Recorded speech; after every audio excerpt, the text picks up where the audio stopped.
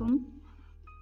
प्यारे बच्चों, इससे पहले भी हमने एनटीएससी की फ़िज़िक्स और कीमिया के जो है मसाइल हल किए हैं, देख चुके हैं।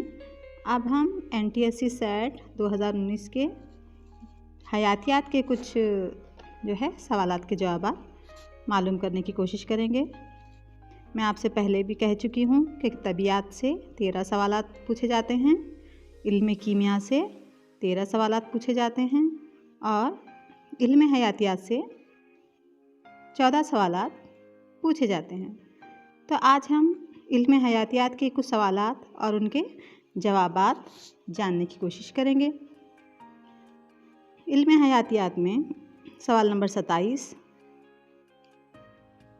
इसमें 2 बयानात दिए गए हैं। तो हमें ये मालूम करना है कि कौन से बयानात दुरुस्त हैं, कौन से गलत हैं या दोनों सही हैं, ये हमें पता करना है। तो यहाँ पे क्या दिया गया है बयान सवाल नंबर 27 में। ए, दिन के वक्त पौधे कार्बन डाइऑक्साइड गैस खारिज नहीं करते। पहला बयान है। सबब उसका।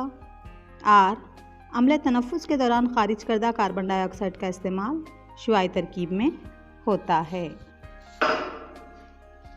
तो बयान ए देखिए, दिन के वक्त क्या पौधे कार्बन डाइऑक्साइड गैस खारिज नहीं करते? नहीं, तो ये गलत है। दिन के वक्त भी वो खारिज करते हैं। अम्ल तनफ़ुस के दौरान खारिज करदा कार्बन डाइऑक्साइड का इस्तेमाल शुआई तरकीब में होता है। ये जो है ये सही है ना।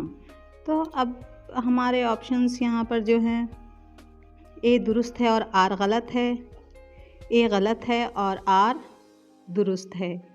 दोनों ए और आर दुरुस्त हैं और आर जो है ए की वजाहत करता है। दोनों ए और आर दुरुस्त हैं, लेकिन आर जो है वो ए की दुरुस्त वजाहत नहीं करता, बल्कि ऑप्शंस हैं।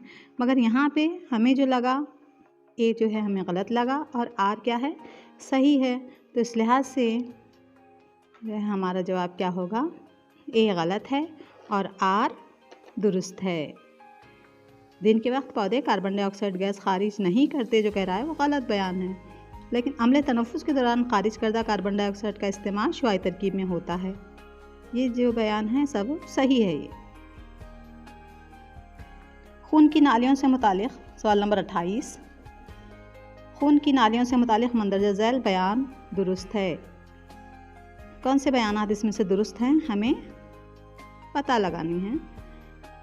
ए, शरियानों की दीवारें पतली और कम उजलाती होती हैं। बी, शरियानों वरीदों की दीवारें गैर लचकदार होती हैं। सी, शरियानों की अंदरूनी परत में खुलबंद नहीं होते। डी, जब खाली हों तो वरीदें आपस में नहीं चिपकती। तो यहाँ पर शरियानों की दीवारें पतली और गैर उजलाती होती हैं, वरीदों की दीवारें गैर लचकदार होती हैं।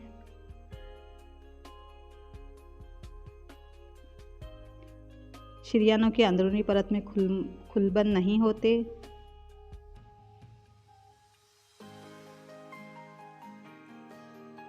सही है। जब खाली हों तो वरीदें आपस में नहीं चिपकती।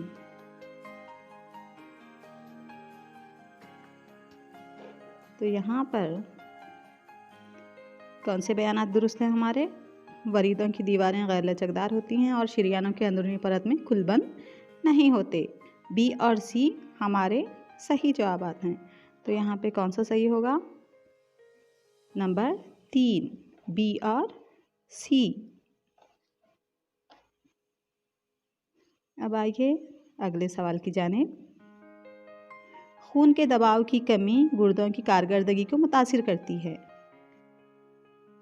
खून के दबाव की अगर कमी हो गई तो गुर्दों की कौन सी कारकर्दगी मुतासिर होती है? नंबर 1, नाइट्रोजन फुजले का अखराज कम हो जाता है, या नंबर 2, गुर्दों में छन्ना कम हो जाता है, या नंबर 3, अहम मादों का इंतज़ाब कम हो जाता है, या नंबर 4, नालियों में मादों का अखराज कम होता है। हम जानते हैं ग्लोमेरुलस में एकदम बहुत ज़्यादा प्रेशर से जो है खून दाखिल होता है, वहाँ पर जो है खून छनता है। تو وہ بہت زیادہ پریشر ہوتا ہے خون کا جب وہ داخل ہوتا رہتا ہے بومن کیپسول میں، جب داخل ہوتا ہے گلومیرولس میں، اس وقت بہت زیادہ پریشر سے داخل ہوتا ہے، اسی وقت وہاں پہ خون چھنتا ہے۔ اگر وہ دباؤ میں کمی آ گئی تو خون کا چھننا کیا ہو جاتا ہے؟ کم ہو جاتا ہے۔ تو اس طرح ہمارا جواب کیا ہو جائے گا؟ نمبر 2، خون کے دباؤ کی کمی سے گردوں میں چھننا کیا ہو جاتا ہے؟ خون کا چھننا کم ہو جاتا ہے۔ اب اگلا سوال دیکھیں گے ہم، شکل میں پودے میں واقع ہونے والی تبدیلیاں دیکھیں گے۔ دیکھیے یہاں سورج کی روشنی کی جانب پودے کی حرکت ہم دیکھ سکتے ہیں۔ پودے کی شاخ یہاں پہ کیا ہو رہا ہے؟ کیا تبدیلیاں واقع ہو رہی ہیں؟ کون سی تبدیلیاں صحیح ہیں؟ ہمیں انہیں ٹک کرنا ہے۔ یہ کدھر مڑ رہا ہے؟ اب روشنی کی جانب مڑ رہا ہے۔ اس کی وجوہات کیا ہو سکتی ہیں؟ اے، پودے کی شاخ کی نوک پر آبسیسک ترشا نامی ہارمون کی تیاری ہوتی ہے۔ آبسیسک ترشا کیا کام کرتا ہے؟ بڑھوتری کو روکتا ہے وہ۔ تو یہاں پر تو بڑھوتری ہو رہی ہے سورج کی روشنی کی جانب، تو یہ نہیں ہوگا۔ جب پودے کی ایک سمت سے روشنی گزرتی ہے تو آکسیجن پودے کی پرچھائی کی طرف ہوتا ہے۔ یہ بیان صحیح ہے۔ جب پودے کی سمت میں روشنی گزرتی ہے تو آکسیجن کیا ہو جاتا ہے؟ اس کی پرچھائی کی سمت میں جو ہے چلا جاتا ہے۔ آبسیسک ترشا خلیوں کی نشوونما میں مددگار ہے؟ نہیں، وہ تو خلیوں کی نشوونما کو کیا کرتا ہے؟ روکتا ہے۔ نیکسٹ ہے، پودے کا وہ حصہ جو روشنی کی طرف ہوتا ہے وہاں خلیوں کی نشوونما زیادہ ہوتی ہے۔ تو بالکل صحیح ہے، پودوں کے جو حصے روشنی کی طرف ہوتے ہیں وہاں خلیوں کی نشوونما تیزی سے ہوتی ہے اور وہ روشنی کی جانب بڑھنا شروع ہوتے ہیں۔ اس طرح کی حرکات کو ہم کہتے ہیں فوٹوٹراپزم۔ یہ حرکت کے یہ جو ہے نمو کی تئیں حرکات ہیں، کچھ حرکات جیسے فوٹوٹراپزم، روشنی کی جانب حرکت کو ہم فوٹوٹراپزم کہتے ہیں۔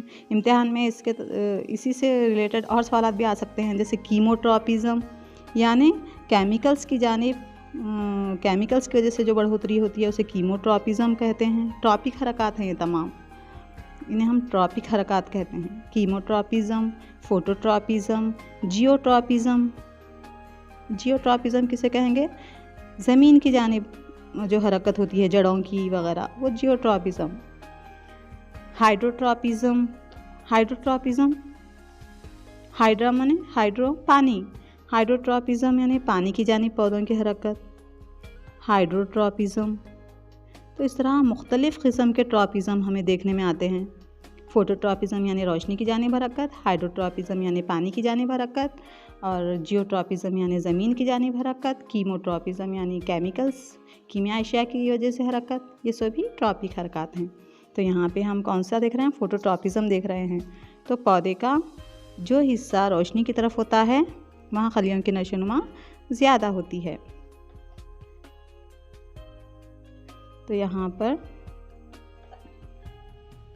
یہ صحیح ہے بیان، پہلا غلط ہے، بی صحیح ہے، سی بھی غلط ہے، ڈی صحیح ہے۔ پودے کا وہ حصہ جو روشنی کی طرف ہوتا ہے وہاں خلیوں کی نشوونما زیادہ ہوتی ہے، صحیح ہے۔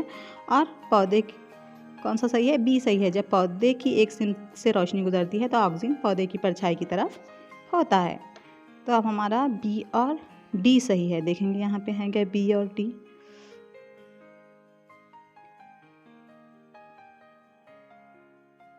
دیکھیے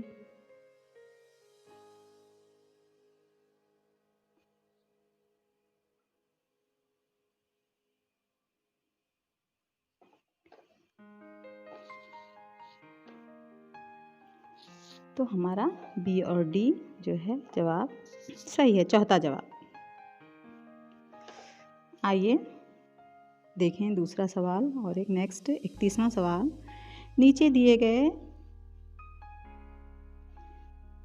نیچے دیے گئے جوابات میں سے درست جوابات انتخاب کیجیے جو عملِ سریان پر اثر ڈالتے ہیں۔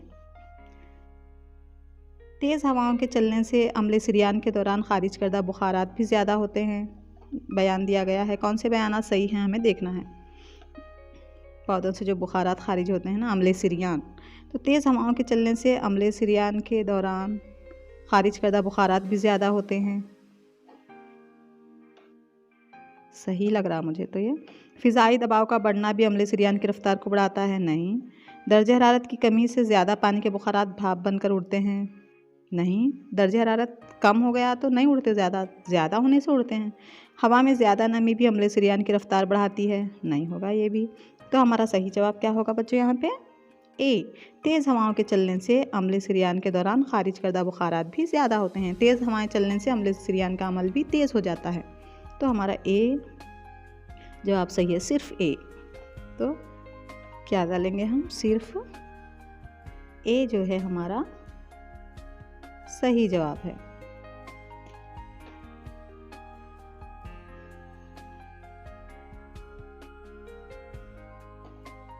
اب آئیے ہم اگلا سوال دیکھیں۔ یہ تو بہت انٹرسٹنگ ہے۔ فہرست ایک کو فہرست 2 سے جوڑ لگاتے ہوئے درست جواب کو پہچانیے۔ اچھا لگتا ہے ہارمونز ان کے افعال کے تعلق سے پڑھنا، ہے نا؟ آپ کو بھی اچھا لگتا ہوگا۔ تو فہرست اے میں ہارمونز دیے گئے ہیں اور دوسری فہرست میں اس کے افعال دیے گئے ہیں۔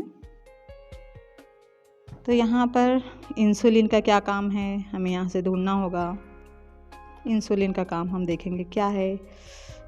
انسولین کب لیا جاتا ہے انجیکشن؟ ذیابطیس کی بیماری جب ہوتی ہے، ڈائبٹک پیشنٹس جو ہے انسولین لیتے ہیں۔ جب یہ کیا کرتا ہے، انسولین ایک ہارمون ہے جو لبلبے سے خارج ہوتا ہے۔ یہ جسمانی خلیوں میں گلوکوز کی مقدار کو کنٹرول کرتا ہے۔ گلوکوز، تو جسمانی خلیوں میں گلوکوز کا استعمال کون کرتا ہے؟ انسولین کی وجہ سے ہوتا ہے۔ نیکسٹ تھائراکزین۔ تھائراکزین دودھ کا اخراج تو نہیں، ٹسٹوسٹیرون کا خارج ہونا بھی نہیں، گردوں سے زیادہ پانی کا انجذاب بھی نہیں۔ تھائراکزین جو ہے نسیجوں کی ترغیبی عمل کو بڑھانا۔ تھائراکزین اینٹی ڈائیورٹک ہارمون، یہ کیا کرتا ہے؟ گردوں سے زیادہ پانی کا انجذاب کرتا ہے۔ اور آکسیٹوسن عورتوں میں خارج ہونے والا ہارمون ہے، یہ پستانوں سے دودھ کے اخراج کو بڑھانے کا کام کرتا ہے۔ آکسیٹوسن نومولود کے لیے جو ہے دودھ کا اخراج بڑھانا، آکسیٹوسن کا کام ہے یہ عورتوں میں خارج ہونے والا ہارمون۔ تو ہمارے اب یہاں پہ دیکھو، ہم اے کا 4 ہو گیا، چوتھا بی کا کو ہم پہلے سے جوڑ لگا دیے، سی کو ہم 5ویں سے لگائے ہیں اور ڈی کو ہم دوسرے سے لگائے ہیں۔ دیکھیں گے تو یہاں پر یہ جو ہے پہلا آپشن صحیح ہوگا۔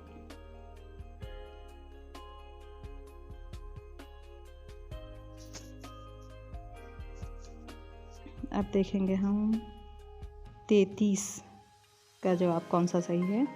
پستانیوں کے بیضوں سے نکلے ہوئے نر زواجوں کے سفر کا راستہ۔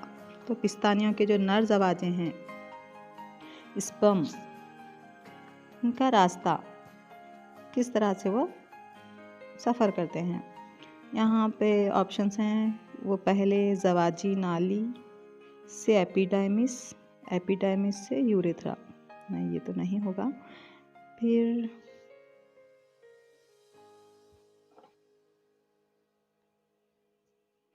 یوریتھرا سے ایپیڈرمس، ایپیڈرمس سے زواجی نالی، نہیں یہ تو الٹا ہو گیا، نہیں یہاں پہ ایپیڈرمس سے یوریتھرا کو جا رہا ہے ڈائریکٹ، یہ بھی نہیں ہوگا۔ تو یہ ایپیڈرمس، ایپیڈرمس سے زواجی نالی یعنی واز ڈفرنس کو جاتے ہیں اسپرمس۔ تو ایپیڈرمس سے کیا ہے؟ ایک نلی ہے ایک، جس میں اسپرم جو ہے انسیے سے نکل کر ایپیڈرمس میں داخل ہوتے ہیں۔ وہاں سے کہاں جاتے ہیں؟ یہ واز ڈفرنس یعنی زواجی نلی، واز ڈفرنس میں وہ جمع ہوتے ہیں آ کر، پھر وہاں سے کہاں جاتے ہیں؟ وہ یوریتھرا کو۔ تو ہمارا جو ہے چوتھا جواب صحیح ہے۔ تو زواجی نالی جو ہے یہ واز ڈفرنس ان دونوں کے درمیان جو ہے پائی جاتی ہے، یہ دونوں کو جوڑنے کا کام کرتی ہے زواجی نالی، ایپیڈرمس اور یوریتھرا کو۔ تو ہمارا چوتھا جواب یہاں پہ کیا ہو گیا؟ صحیح ہے۔ اسپرمس ایپیڈرمس سے زواجی نالی کو جاتے ہیں، زواجی نالی سے یوریتھرا کو جاتے ہیں۔ اگلا سوال ہے गंजा होने की हालत औरतों की बनिस्बत मर्दों में उमूमन ज़्यादा होती है। तो हम औरतों में हम गंजापन नहीं देखते, है ना। तो हम ज़्यादातर मर्दों में हमें ये गंजापन देखने को आता है, और सोचते भी होंगे आप लोग भी मेरी तरह कि क्यों भी ऐसा, मर्द ही ज़्यादा गंजे हो जाते हैं पर औरतें नहीं। तो ऑप्शंस हैं यहाँ पे। इस तरह की खासियत के गालिब जीन्स एक्स क्रोमोसोम्स में होते हैं। नहीं, गालिब जीन्स अगर एक्स क्रोमोसोम्स में होते तो औरतें गंजी हो जाती, क्योंकि एक्स क्रोमोसोम्स औरतों में पाए जाते हैं। इस तरह के मुताबिक गालिब जीन्स ज़्यादा वाई क्रोमोसोम्स में होते हैं, ये देखेंगे इसके ताल्लुक़ से। फिर तीसरा है, इसके मुतालिक मग़लूब जीन्स एक्स क्रोमोसोम में होते हैं, और इसके मुतालिक मग़लूब जीन्स वाई क्रोमोसोम में होते हैं। अगर मग़लूब जीन्स यहाँ होते तो वो गंजे नहीं होते। यहाँ पर गालिब जीन्स, इस तरह के मुताबिक गालिब जीन्स जो होते हैं, गालिब आ जाना, डोमिनेंट होते हैं ये जीन्स मर्दों में। वाई क्रोमोसोम्स जो है मर्दों में पाए जाते हैं, तो ये उनमें गालिब होते हैं जीन्स, इसलिए उनमें हम ज़्यादा गंजेपन की खासियत देखते हैं, क्योंकि गंजेपन के जो जीन्स हैं मर्दों में गालिब खासियत रखते हैं। वो जेनेटिक्स सबक के आप मेरे वीडियोस देखिए तो आप समझेंगे जीन्स के ताल्लुक़ से। मैं उसमें गालिब खासियतें, मग़लूब खासियतें, ये तमाम चीज़ों के ताल्लुक़ से मैं तफ़सीलन उसमें समझाई हूँ। आप वो देखेंगे तो आपको इस ताल्लुक़ से समझ में आएगा। तो हमारा सही जवाब क्या होगा, इस तरह के गालिब जीन्स ज़्यादा वाई क्रोमोसोम्स में होते हैं, इसलिए हम मर्दों में गंजा होने की हालत जो है खासियत ज़्यादा मर्दों में नज़र आती है हमें। अगला सवाल है हमारा, सल्फ़र डाइऑक्साइड की आलूदगी का एक फ़ायदेमंद हयातियाती मज़हर है। हम जानते हैं कि सल्फ़र डाइऑक्साइड माहौल के लिए नुकसानदा है, लेकिन माहौल के लिए इससे एक फ़ायदा है माहौल में। ब्रायोफाइट्स या अलगाई की नशोनुमा के लिए, काई या स्यूडोमोनास,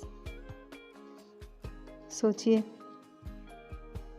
तो ये काई की नशोनुमा के लिए फ़ायदेमंद है। कौन से गैस? Sulphur die.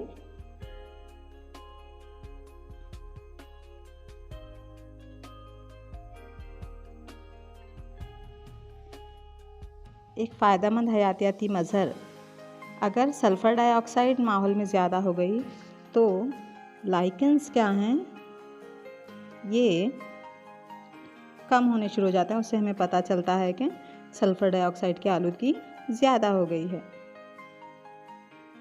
तो इससे हमें माहौल की आलूदगी का हम पता लगा सकते हैं। अब आइए अगला सवाल, 36वां सवाल। डैशिगम नेशनल पार्क ज़्यादा उन हैवानी अनवा का तहफ़्फ़ुज़ होता है, इनमें कौन से हैवानी अनवा का? मुश्कदार हिरन या सुनहरी कौवा या कश्मीरी बारहसिंघा या बाघ और शेर। यहाँ पर मुश्कदार हिरन और बारहसिंघा दोनों भी जवाबात इसमें हो सकते हैं, 1 और 3। तो शायद अगर आप 1 और 3 में से कौन सा भी टिक करें तो शायद वो आप कंसिडर करते होंगे वो लोग सही जवाब के लिए। तो ये दोनों भी वहाँ पे अनवा का तहफ़्फ़ुज़ वहाँ पे होता है। अगला सवाल है हमारा 36वां। खमीरी अम्ल तख़मीर में हवाबाश तनफ़ुस का तामुल इस तरह है।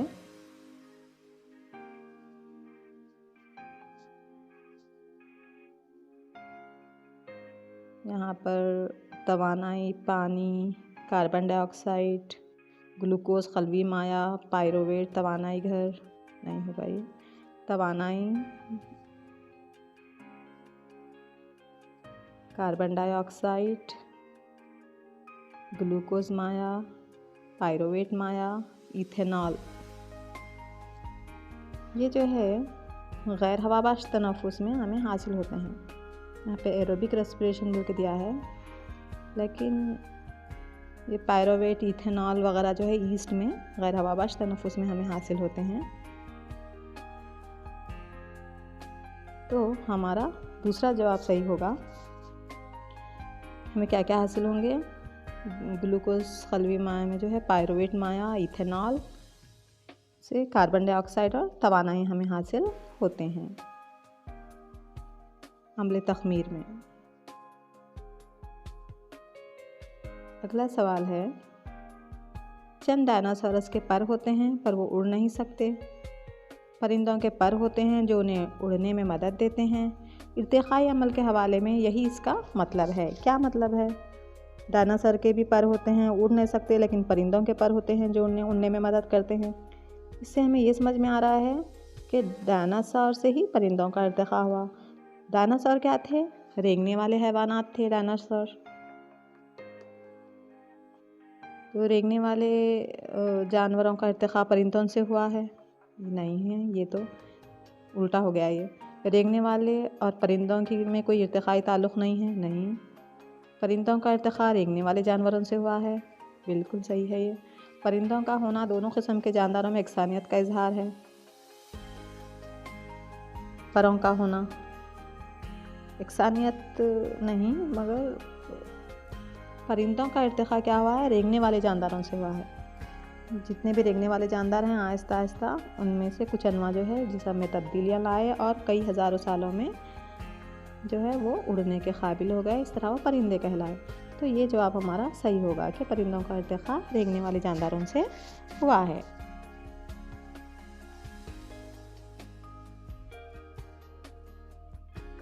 اگلا سوال ہے،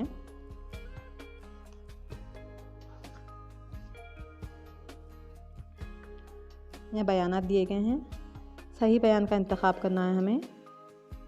بیان اے ہے، جب وقوع پذیر تغیرات کو جغرافیائی علیحدگی کے ساتھ جوڑا جائے تو جانداروں کے ارتقائی عمل میں امتیازی خصوصیت پیدا ہوتی ہے۔ جب وقوع پذیر تغیرات کو جغرافیائی علیحدگی کے ساتھ جوڑا جائے، جو تغیرات واقع ہو رہی ہیں جانداروں میں، ان کو ہم جغرافیائی علیحدگی، الگ الگ علاقوں کے حساب سے سب علیحدہ ہو جاتے ہیں نا جاندار، تو جانداروں کے ارتقائی عمل میں امتیازی خصوصیت پیدا ہوتی ہے۔ دوسرا بیان ہے، کسی فرد میں خصوصیات الگ الگ طور پر ظاہر ہوتی ہیں۔ یہ دو بیانات ہیں۔ تو جب وقوع پذیر تغیرات، جو تغیرات واقع ہوتے ہیں، جغرافیائی طور پہ بھی جاندار علیحدہ ہو جاتے ہیں، تو جانداروں کے ارتقائی عمل میں امتیازی، تو ان جانداروں کی جو خصوصیات ہیں ان کے ارتقائی عمل میں بھی امتیازی خصوصیات، الگ الگ خصوصیات ظاہر ہوتی ہیں۔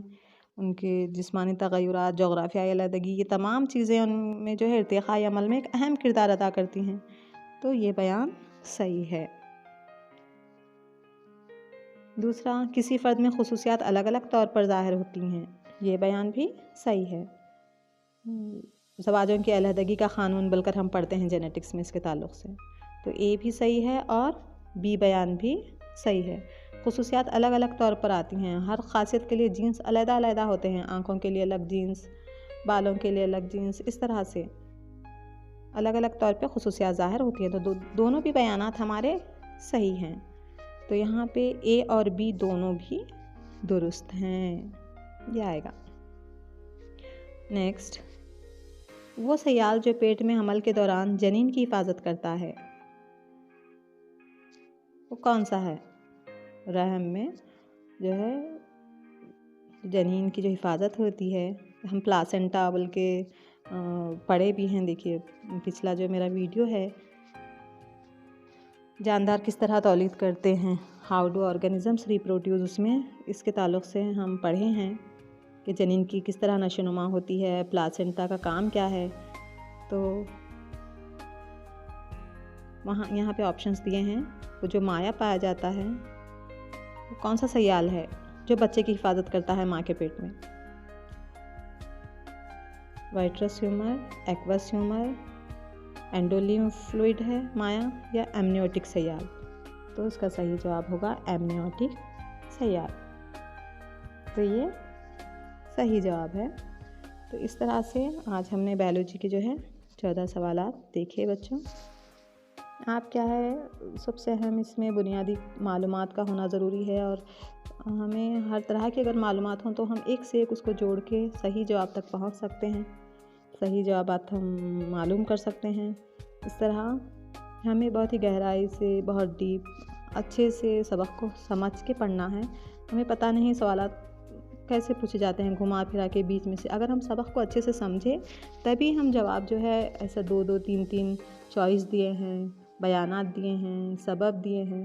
اگر ہم اچھے سے سبق کو سمجھے ہیں تبھی اس بیان کو سمجھ سکتے ہیں، اس کے سبب کو سمجھ سکتے ہیں اور جوابات جو ہے ہم کریکٹ جواب کی نشاندہی کر سکتے ہیں۔ مجھے یقین ہے کہ انشاءاللہ آپ لوگ ضرور اچھے سے اچھا سوچ سمجھ کے بالکل صحیح جوابات ٹک کریں گے اور ضرور کامیابی حاصل کریں گے۔ ہمیں تو آپ پر یقین ہے بالکل۔ تو ٹھیک ہے بچوں، بیسٹ آف لک۔